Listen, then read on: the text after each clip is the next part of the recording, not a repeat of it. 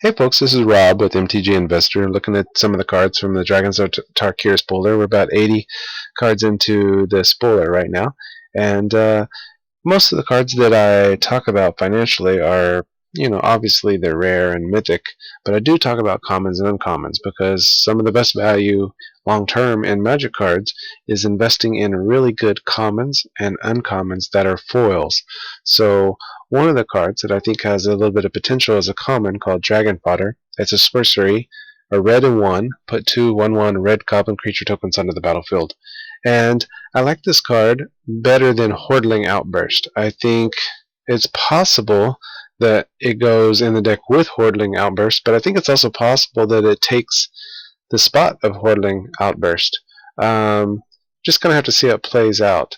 You might want to drop your little 2/2 for a white and 1 and then turn 3 Hordling Outburst, but it's possible you might just want to have Dragon Fodder as a 2-drop.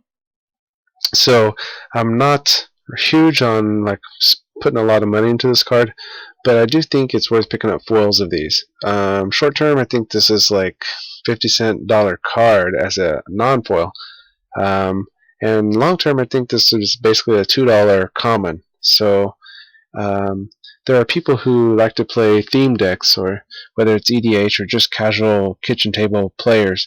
So anything. Some of the main themes are dragons and demons and angels and elves and goblins.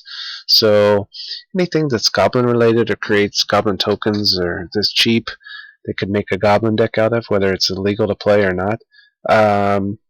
People like those. So after this is out of print, this will be a card that will eventually be sought after.